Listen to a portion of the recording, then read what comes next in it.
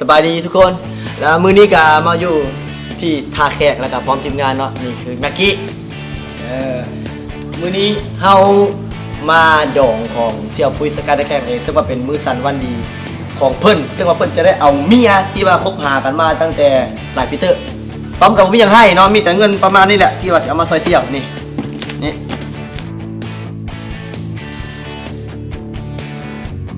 5 ตับนี่เนาะเล็กๆน้อยๆกับบ่ค่อยจะมีเงินปานใดแต่ว่าเฮาก็ช่วยเสี่ยวได้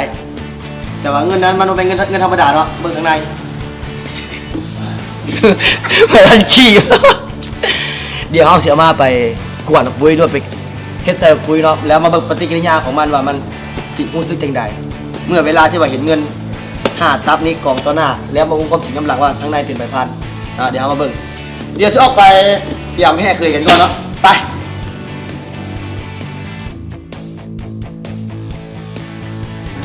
ตอนนี้เรากำลังเดินทางไปงานเสี่ยวปุยเนาะงานเจ้าบ่าวนั่นเองอยู่ที่บ้านจอมเพชรเมืองตะแกรงแขวงคำม่วนซึ่งว่าใกล้ๆกันกับ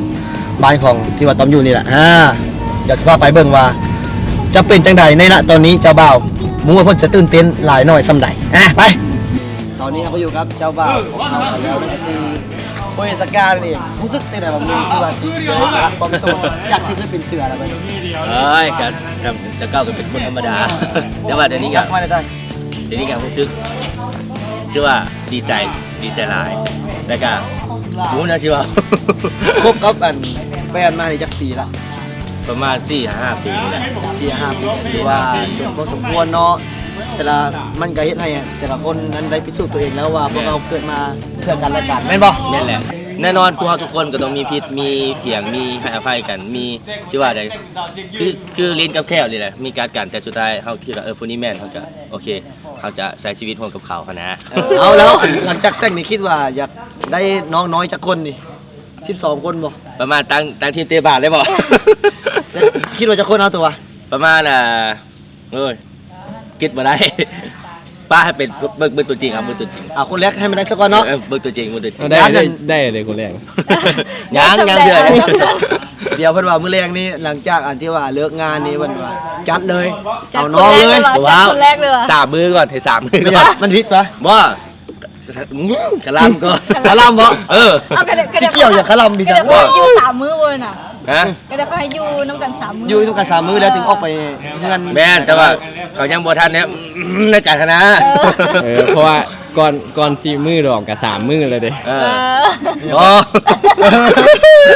ในการขอแสดงความยินดีนำเนาะแล้วก็เฮาสิพาไปเบิ่งบรรยากาศของการแห่เคยหรือว่าอีหยังต่างๆเนาะตอนนี้ก็กักเก็บแล้วแม่นบ่กักเก็บก่อนกักเก็บแล้วตอนนี้รู้สึกว่าสู้ในการบ่พร้อมจะเกิบเนาะวันนี้ใส่ข้อของแท้เนาะบ่เป็นของเก๋คือตะกี้เนาะที่ผ่านมาตะกี้ปุ้ยมักใส่ของปลอมล้วนเดี๋ยวมื้อนี้ของแท้นะเนาะเอาใส่นี่เนาะนี่เห็นได้แบบชัดๆเลยเนาะสีนี่กับสีค่ำเนาะมันแยกกันได้จ๊ะเลยบ่อย่าซูมเล็บเนาะโอ้ลืมตัดได้ตอนนี้เลยตอนนี้ประมาณจักโมงเฮาสิเริ่มเดินขบวนนี่ประมาณ9 โมงเราจะเริ่มแต่ว่า8 โมงปลายน้อยๆเขาจะมีการปลูกแขนน้อยนึงแล้วก็9 โมงย่างเขาจะเริ่มแห่คิดว่ามื้อนี้เต็มที่เนาะมื้อนี้เต็มที่ม่วนแน่นอนมื้อนี้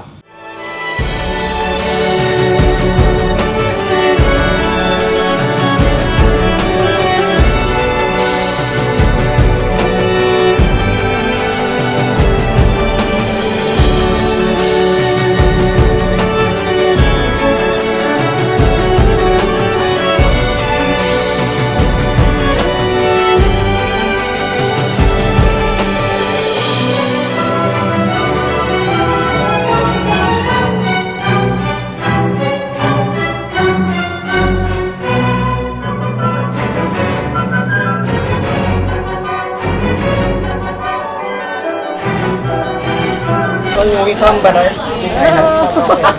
เอาไม่ให้เคยก็ไม่เคยนะเอาไอ้มึงไปไหมไปพัดจิ้มคนไทยเอาเมียไว้ปลูกเบียร์เลยไว้ปลูกเบียร์เลยเอาเป็น